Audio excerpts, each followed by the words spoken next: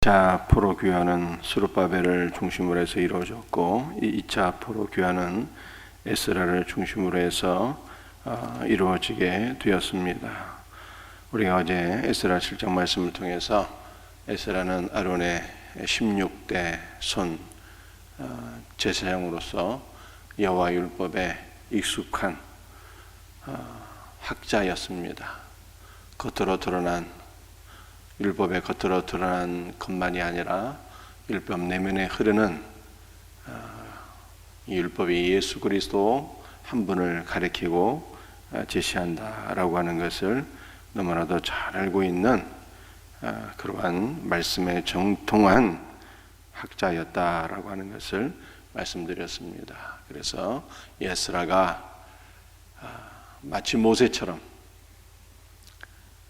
하나님의 백성들과 함께 고난받으며 그에게 맡겨진 사명을 감당하기를 소원한 것입니다. 에스라의 사역을 에스라 7장 10절이 우리들에게 잘 보여주고 있는데, 여호와의 율법을 연구하고 준행하고 가르치는 것이었습니다.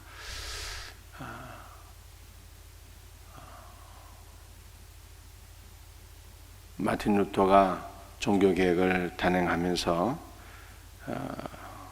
이러한 얘기를 하게 되죠. 만인 제사장설, 천주교의 모든 사제 직분을 부정하고 예수 그리스도를 믿는 모든 사람들이 다 왕같은 제사장이다 라고 하는 것을 성경을 기초로 해서 주장하게 되는데, 그러므로 우리가 바로 제사장인 것입니다. 그러므로 이제 우리는 어떠한 삶을 살아야 되는 것입니까? 우리 한국교회에서 왕같은 제사장이라고 했을 때 사제만이 제사장이 아니고 우리가 다 제사장이구나 라고 하는 것을 이렇게 듣게 되면은 마치 우리의 레벨이 훨씬 더 이렇게 올라가게 되니까 기분 좋은 것으로 여겨질 수 있으나, 그러나 사실 여기에는 굉장히 큰 책임이 따르게 되는 것이죠. 여러분들, 제사장은 어떤 사람입니까? 제가 주일 설교에서도 말씀드렸지만 중보자가 되는 거예요. 중보자. 하나님을 대신해서 하나님의 사역을 감당하는 것이고, 인간을 대신해서 인간의 모든 연약함을 짊어지고 그들을 긍휼히 여기며 그들을 위해서 기도하는 자가 바로 제사장이잖아요. 이제 우리가 이 제사장이라고 말씀하고 있으니 우리에게는 중보기도의 사역이 주어진 것이요, 또 에스라 7장 말씀을 보니까 제사장 에스라는 율법을 연구하고 준행하며 가르치기로 결심했는데, 그렇다면은 제사장으로서 사역이 나에게 주님께서 맡겨준 사역이 말씀을 잘 깨닫고 또 이 말씀 가운데 거하며 이 말씀을 전하는 것이로구나 라고 하는 것을 깨달아서 하나님 앞에서 제사장의 직분을 이해하며 예수 그리스도의 은혜로 말미암아 이 왕같은 제사장으로서의 사명을 잘 감당하는 우리 성도들이 되시기를 주 예수 그리스도의 이름으로 축복합니다. 오늘 우리가 읽은 에스라 8장 말씀을 보게 되면 이제 제2차 포로 귀환의 리더로서 에스라가 선택이 되고 또 그와 함께 올라온 자들의 면면을 우리들에게 보여주고 있습니다. 그런데 이 에스라가 자신과 함께 돌아와서 이스라엘 백성들을 섬길 자들의 면면을 보니까 큰 문제가 있는 것을 발견하게 되었습니다. 어떤 문제가 있었을까요? 15절 말씀입니다. 내가 무리를 아화와로 흐르는 강가에 모으고 거기서 3일 동안 장막에 머물며 백성과 제사장들을 살핀즉 그 중에 레위 사람이 한 사람도 없는지라. 함께 돌아오게 될 백성들을 아와 강가에서 머물게 했는데 이 아와 강가라고 하는 것은 유프라테스 강의 한 지류를 말하는 것이다, 이렇게 얘기를 하죠. 그래서 유프라테스 강을 넘게 되면은 약속의 땅 팔레스타인으로 오게 되는데, 이 유프라테스 강가에서 3일 동안 백성들과 함께 머물며 준비 작업을 하게 되니 발견하게 된 큰 문제점은 레위 사람이 한 사람도 없었다는 거예요. 레위 사람들이 1차 포로 귀환 때 수룹바벨을 중심으로 해서 많은 사람들이 돌아오게 되는데, 1차 포로 귀환 때에도 제사장은 한 4,200명 정도 귀환하게 되었습니다. 근데 그때에도 제사장은 4,000명 넘게 귀환하게 되었지만 레위 사람들은 돌아온 자들의 숫자가 340명 정도, 300명이 조금 넘는 그러한 숫자였어요.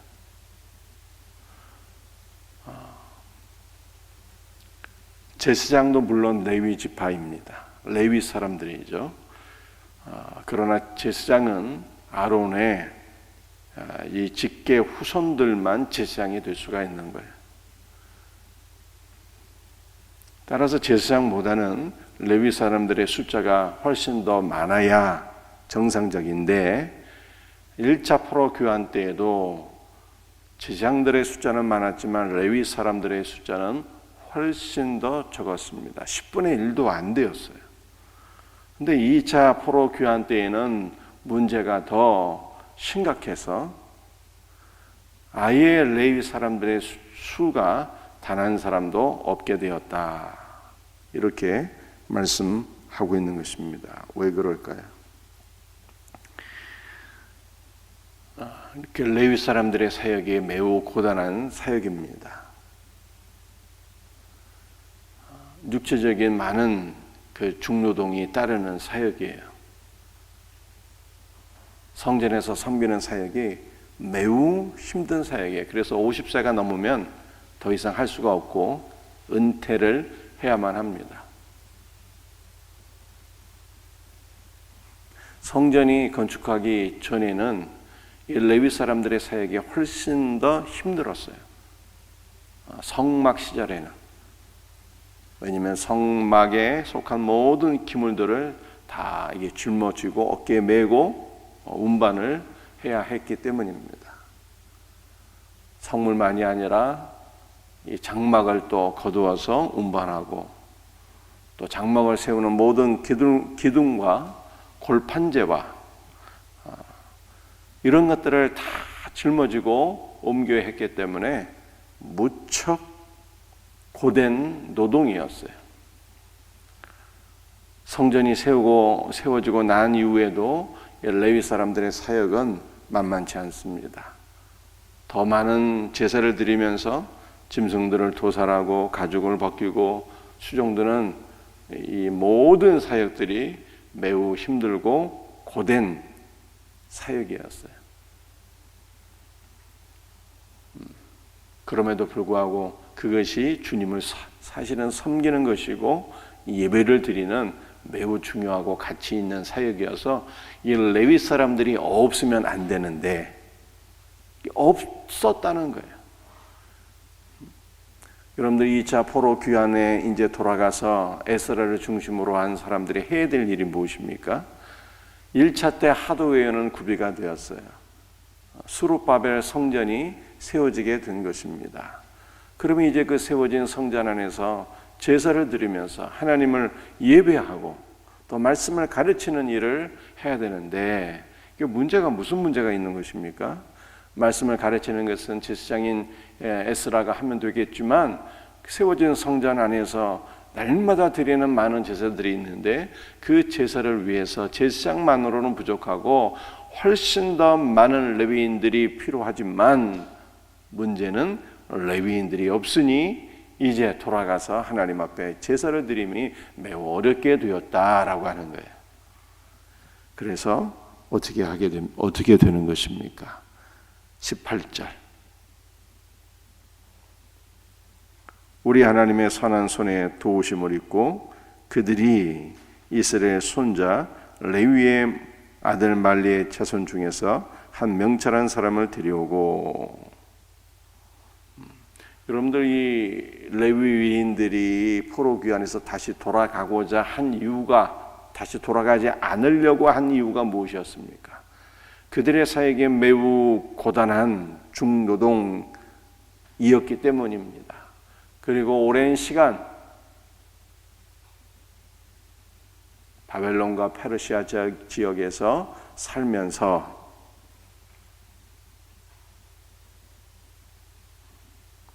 이미 다 그들의 삶이 안정되었기 때문이죠.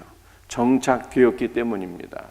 안정된 삶을 버리고 또다시 예루살렘으로 돌아가서 그 험하고 힘든 중노동 사역을 하기를 원치 아니했기 때문에 레위인의 숫자가 없었다는 거예요. 그런데 다행히도 18절 말씀을 보게 되면 하나님의 선한 손에 도우심을 입어서 레위의 막내 아들, 레위에게 아들이 셋이 있었는데 마지막 막내 말리의 자손 중에서 레위 사람을 구하여 다시 올라가게 되었다라고 하는 것을 우리들에게 보여주고 있어요. 여러분들, 오늘날에도 우리가 신앙생활을 할 때 이와 같은 경우는 없는지 우리가 돌이켜 보게 되는 것입니다. 하나님의 일을 우리가 섬길 때 많은 유익이 기대된다면, 많은 은혜를 받고 복을 받고 형통하게 되고 이러한 것들이 기대가 된다면 많은 사람들이 자원하고 앞다퉈 주의 일에 헌신하게 되지만, 그러나 주의 일을 감당하게 될 때 얻게 되는 이득이 없다, 힘들고 고단하다라고 하는 것을 생각하게 될 때 나서서 앞장서고 헌신하게 되는 사람들이 없는 것을 우리가 지금도 볼 수 있는 것입니다.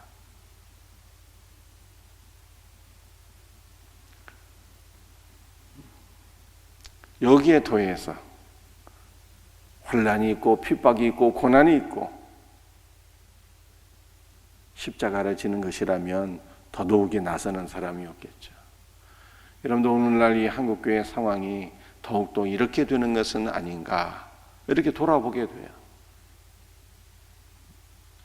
코로나 때문에 봉사 자체가 어려워지고 나서려고 하는 사람들도 없고, 앞으로 회복되어야 되는데 리더는 있지만 리더와 함께 마음을 합하고 뜻을 모아서 충성하고 헌신할 수 있는 동역자들이 있어야 되는데, 동역자들이 없음으로 말미암아 주의 일이 크게 어려워지는, 풀리지 않게 되는 이러한 상황이 아닌지, 이 한국교회의 모습을 지금 보여주고 있어요. 이 모든 일들이 어떻게 해결되는 것입니까? 하나님의 선하신 도움을 받아서, 하나님의 도움으로 말미암아 하나님께서 준비해 놓으시고 예비해 놓으신 자들의 마음을 움직여 주시고, 그러므로 말미암아 에스라의 가는 길이 다시 형통하게 된 것을 우리들에게 보여주고 있는 것입니다. 사랑하는 성도들이여, 오늘 이 새벽에 우리 한국교회가 다시 한 번 더 회복될 수 있도록 기도해야 되겠습니다. 주일학교가 회복되고 예배가 회복되고 전도가 회복되고 교회 모든 사역들이 회복되기 위해서는요, 함께 수종들 많은 레위인들이 필요하잖아요. 그럼에도 불구하고 찾기가 어려워. 하나님의 은혜에 손길이 임하고 선하신 도움이 있어서 주님께서 예비하신 많은 동역자들의 마음이 움직여지고, 그래서 자원하여 일어나는 일꾼들이 생겨나게 되고, 그러므로 지도자를 중심으로 해서 하나님의 일을 잘 감당할 수 있는 이 선하신 역사가 일어날 수 있기를 주의 이름으로 축복합니다. 마지막 21절 말씀 함께 읽습니다. 그때 내가 아와 강가에서 금식을 선포하고 우리 하나님 앞에서 스스로 겸비하여 우리와 우리 어린아이와 모든 소유를 위하여 평탄한 길을 그에게 간구하였으니, 레위 사람들이 이제 세워지게 되었습니다. 함께 예루살렘으로 돌아가서 사역을 감당할 수 있는 모든 것이 이제 다 준비되었어요. 떠나기 전에 이제 마지막으로 에스라가 한 일은 금식하며 기도한 거예요. 기도가 에스라가 감당해야 될 마지막 준비 사역이었던 것입니다. 여러분들 왜 기도가 필요했을까요? 이제 유프라테스 강을 건너서 돌아가기까지는, 예루살렘으로 돌아가기까지는 많은 대적들의 방해가 있기 때문입니다. 스룹바벨이 성전을 건축할 때도 많은 대적들의 회방이 있게 되어서 그 성전 건축이 매우 더디고 험난했던 것을 우리가 잘 알고 있었습니다. 사마리아 사람들의 방해가 있게 되었죠. 그런데 지금 2차 포로 귀환 때도 돌아가는 길에 많은 어려움이 예상되고 대적들의 방해가 예상되기 때문에 에스라는 금식을 선포하면서 하나님께 기도하지 않을 수 없었어요. 평탄히 무사히 예루살렘까지 돌아갈 수 있도록 평탄한 길을 구했다는 것이 무슨 뜻이겠습니까? 대적들의 방해를 뚫고 무사히 돌아가게 하소서를 위해서 기도하였던 것이고요. 평탄히 돌아가게 하옵소서 기도한 것은 돌아가서 무사히 돌아갈 뿐만 아니라 돌아가서 영적인 개혁을 이루는, 말씀을 선포하며 제사를 드리는 주님께서 맡겨주신 모든 사역들을 잘 감당하게 하옵소서, 겸손한 마음으로 주님의 도우심을 간구했다는 뜻이요. 여러분들, 에스라가 궁극적으로 말씀을 가르치며 감당해야 될 일이 무엇이었습니까? 영적인 회복인데 그것은 오직 예수 그리스도 안에서 이루어지는 거예요. 주님을 만나고 주 예수의 은혜와 생명을 누리게 될 때 우리의 영은 회복되는 것 아니겠습니까? 예수 그리스도의 은혜를 간구하는 간절한 기도를 드렸더라 라고 하는 것이 21절 말씀이에요. 사랑하는 성도들이여, 그러므로 오늘 우리도 에스라를 본받아서 기도해야 되겠습니다. 우리의 모든 가정과 직장과 교회 사역에 주님의 평탄한 길을 구해야 되겠습니다. 대적들의 방해를 뚫고 사명을 감당하는 은혜가 있도록 기도해야 되겠습니다. 우리가 사역을 감당하게 될 때 우리의 모든 사역을 통해서 진정한 영적 갱신이 일어나며 우리 주님 앞에 영광 돌리는 복된 사역이 될 수 있도록 주님의 은혜를 간구하며 기도해야 되겠습니다. 첫째도 기도요, 둘째도 기도요, 셋째도 기도인 것입니다. 기도함으로 주님의 도우심을 힘입어 사명 감당하는 우리 성도들이 되시기를 예수 그리스도의 이름으로 축복합니다. 기도하시겠어요? 주 예수님 감사합니다. 에스라가 다시 예루살렘으로 돌아가고자 할 때 2차 포로 귀환 때 레위인이 한 명도 없어서 하나님의 선하신 도움을 힘입어서 레위인을 구하고 다시 돌아가게 된 것을 저희들이 기억하게 되었습니다. 한국교회가 다시 일어나야 되나 도울 손길이 없는 상황은 아닌가요? 주님께서 예비하신 많은 동역자들이 있는 줄 믿습니다. 그들의 마음을 움직여 주시고 주 예수 그리스도의 나라를 위하여, 주의 몸된 교회를 위하여 저희들이 다시 한 번 더 예수 그리스도 안에서 마음을 합하고 힘을 모아서 주님 맡겨주신 모든 사역들 잘 감당할 수 있도록 주 예수여 은혜와 복을 허락하여 주옵기를 간절히 기도합니다. 에스라가 레위인을 구하고 또 길을 떠나기 전에 평탄한 길을 금식하며 겸손한 마음으로 간구했습니다. 대적들의 방해를 뚫고 돌아갈 수 있도록, 맡겨주신 모든 사역을 잘 감당할 수 있도록 이 모든 사역을 통해서, 제사를 드리고 말씀을 가르치는 모든 사역을 통해서 영적인 갱신이 일어날 수 있도록 주 예수의 은혜와 생명을 구하며 이처럼 기도한 줄로 믿습니다. 주 예수여, 오늘 우리에게도 주께서 형통한 길을 허락하소서. 가정과 직장과 주의 몸 능에서 형통한 길을 허락하소서.